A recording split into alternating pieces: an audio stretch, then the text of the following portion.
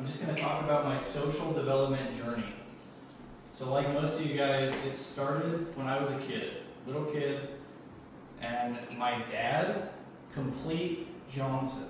We were always getting into fights and issues and, you know, oh, you got a bad grade, yell at me for that.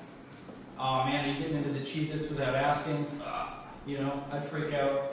This was, you know, this would compound that kind of just like clashing for years until I was, you know, like 14.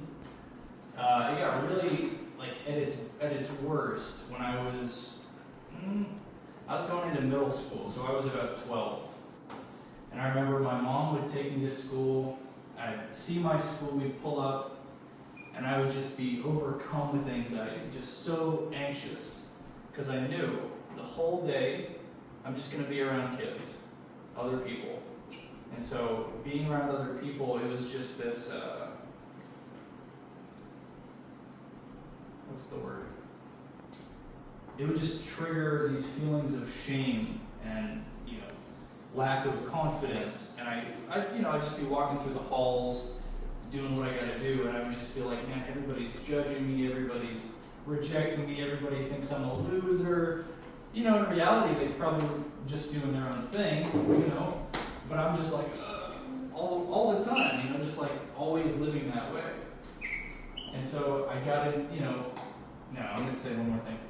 The worst of it, though, was lunches. So recess, lunch, everybody's having a good time. I'm like, oh man, not lunch. Not again. Man, is this necessary? You know, and most days I would eat lunch in the bathroom. I had my own stall, you know, metal stalls, luxurious experience. Anybody ever eat lunch in the bathroom? Okay, we got one. Okay, great experience. It's kind of like the Cheesecake Factory. Incredible ambiance. The acoustics, world class. You know, the smell. You know, it's okay, you know. So I just eat my pizza. Every day it'd be pizza, banana bread, maybe pumpkin bread, and a Capri Sun every day. In middle school, that was my lunch. And so I could look over at the stall wall. It'd be middle. I could see my reflection on the stall wall as I'm eating my pizza, and you know, like. I just feel like, damn, that's a real winner right there. That's a real winner, man. As I could just hear somebody just dropping the most dramatic, just insane shit of my life. You know, and I'm just eating my pizza like, well, this is my life. You know, flash forward, I get into high school, and I'm like, you know what? I'm going to play football. I'm going to get in great shape. I'm going to get the girls. Life's going to change. You know, come to find out, life didn't change. Well, it did change, but not like I thought. I wasn't that good at football. I did learn I love weightlifting. So I got a six-pack for the first time. I wasn't this fat kid.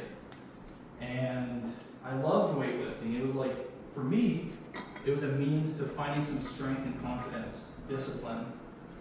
So that transformed me.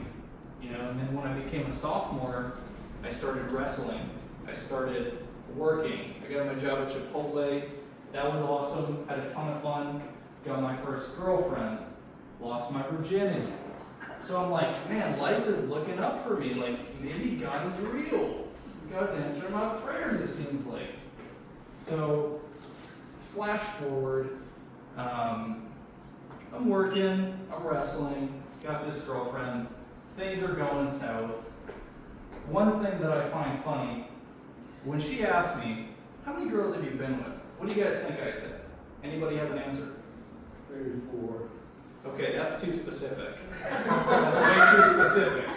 I said 8 to 12. Parties, drinking, drugs. I thought drugs were cool at that time. I was like, whatever. She was like, okay. Looking back, I know she thought I was full of shit, which I was. That was a complete lie. It was one, it was her. Later I told her, I think that's funny, but that relationship fell apart quickly because I had these walls up and I was fronting. I felt like I had to be the man.